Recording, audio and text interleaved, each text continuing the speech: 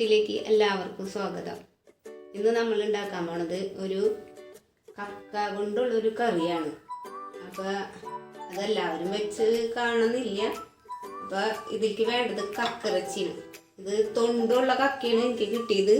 അപ്പോൾ നമ്മളത് പുഴുങ്ങി ഇറച്ചി എടുത്തിട്ട് വൃത്തിയാക്കി വെച്ചിരിക്കുന്നതാണ്, അതിൻ്റെ അഴുക്കൊക്കെ കളഞ്ഞിട്ട്. പിന്നെ വേണ്ടത് അത് പുഴുങ്ങുമ്പോൾ വെള്ളമൊന്നും ചേർക്കാതെയാണ് നമ്മൾ പുഴുങ്ങുക. അപ്പോൾ അത് പുഴുങ്ങുമ്പോൾ കിട്ടുന്ന വെള്ളമാണിത്.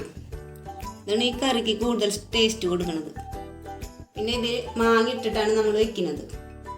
അപ്പോൾ ഇത്രയും മാങ്ങ വേണം. പിന്നെ വേണ്ടത് പച്ചമുളക്, ഇഞ്ചി, മഞ്ഞൾപ്പൊടി, മുളക് പൊടി. ഇതിട്ടിട്ട് നമ്മൾ ആദ്യം തന്നെ ഇത് വേവിക്കും. വെന്തിട്ടുണ്ട്, എന്നാലും ഒന്നുകൂടി ഇത് മുളക് പൊടിയൊക്കെ ചേർത്തിട്ട് നമ്മൾ വേവിക്കും. അതിനുശേഷം അത് വറ്റി വരുമ്പോഴാണ് നമ്മൾ നാളികേരപ്പാൽ ചേർക്കുന്നത്. ഈ നാളികേരപ്പാൽ ഒരു നാളികേരത്തിൻ്റെ പാലെടുത്തിട്ടുണ്ട്, ഒരു ചെറിയ നാളികേരത്തിൻ്റെ പാലാണ്.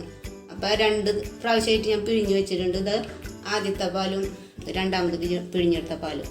പിന്നെ വേണ്ടത് താളിക്കാൻ വേണ്ടിയിട്ട് നമ്മൾ ഉപയോഗിക്കുന്നത് കടുകാണ്. പിന്നെ ആവശ്യത്തിന് ഉപ്പും വെളിച്ചെണ്ണയൊക്കെ വേണം. പിന്നെ കറിവേപ്പില. അപ്പം നമുക്കത് ചെയ്യാം.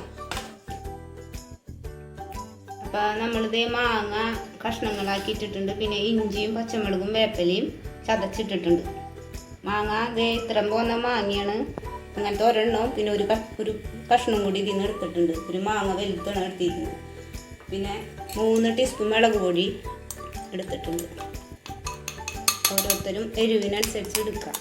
1 ടീസ്പൂൺ കൊണ്ടാണ് ഞാൻ എടുത്തിരിക്കുന്നത്. പിന്നെ 1 ടീസ്പൂൺ മഞ്ഞൾപ്പൊടി എടുത്തിട്ടുണ്ട്.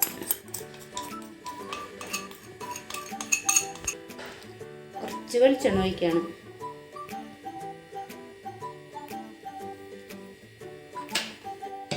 ആവശ്യത്തിന് ഉപ്പ് ചേർക്കാം.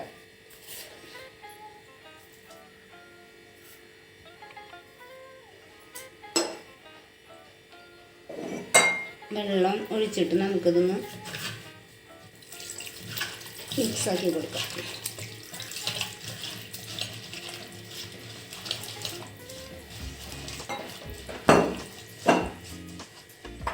ഇത് 200 ഗ്രാം ഇറച്ചി ഉണ്ടാവും കേട്ടോ.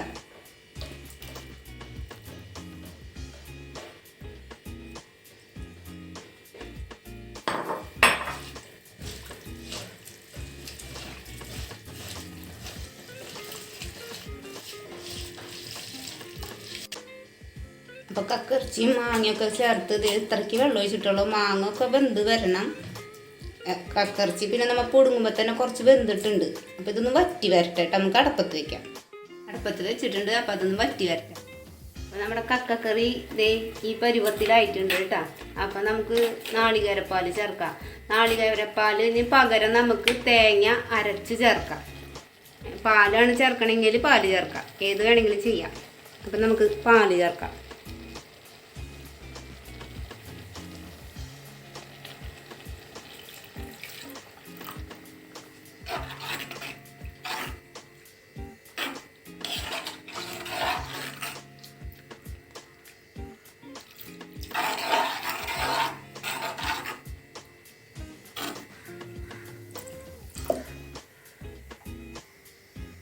അപ്പോൾ നമ്മൾ ആദ്യം പിഴിഞ്ഞ് വെച്ച പാലിന് ചേർത്തത് അത് മൊത്തം ചേർത്തു.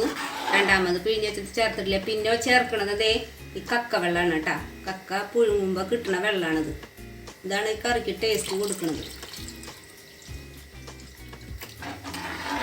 ഇതൊഴിച്ചിട്ട് ഉപ്പ് നോക്കണം നമ്മൾ. ഇതിൽ ഉപ്പ് രസമുണ്ട്. അതുകൊണ്ട് ഉപ്പും പുളിയൊക്കെ നോക്കിയിട്ട് വേണം ചേർക്കാൻ. അപ്പോൾ ഇത് തിളച്ച് ചെറുതായിട്ടൊന്ന് വറ്റി വരട്ടെ. അപ്പോൾ കക്കക്കറി റെഡി ആയിട്ടുണ്ട് കേട്ടോ. അപ്പം നമുക്കത് കടുക് താളിക്കാം. അപ്പോൾ കക്കക്കറിയിൽ കടുക് താളിച്ചു. ഇപ്പോൾ ഞാൻ ഒരു പാത്രത്തിൽ ഒഴിച്ചിട്ടുണ്ട്. ഇത് എല്ലാവരും വെച്ച് നോക്കണം. സൂപ്പർ ടേസ്റ്റാണ്. എന്ന് വെച്ചാൽ ഞാൻ വെറുതെ പറയുന്നതല്ല. കക്ക നിങ്ങൾക്ക് കിട്ടുകയാണെങ്കിൽ മാങ്ങ ഇട്ട് വെക്കുക. അഥവാ മാങ്ങ ഇല്ലെങ്കിൽ നമുക്ക് ഇലുമ്പം പുളിയാ തക്കാളിയാ അതൊക്കെ ഇട്ട് വെക്കാം. ടേസ്റ്റിൻ്റെ കാര്യത്തിൽ പറയാനില്ല. അപ്പോൾ ഈ ഒരു കറി ഉണ്ടെങ്കിൽ നമുക്ക് വേറൊരു കറിയും ആവശ്യമില്ല. ഞണ്ട് കറി ഉണ്ടെങ്കിൽ 2 കറി വേണ്ടെന്നല്ല നമുക്കൊരു ചൊല്ലുള്ളത്. അതുപോലെയാണ്. ഒരു പറ ചോറ് തിന്നാട്ടാ. വെറുതെ പറയല്ല. അപ്പം എല്ലാവരും ട്രൈ ചെയ്യാം. അഭിപ്രായങ്ങൾ അറിയിക്കുക. അപ്പോൾ അടുത്തൊരു രുചിക്കൂട്ടുമായി നമുക്ക് വീണ്ടും കാണാം.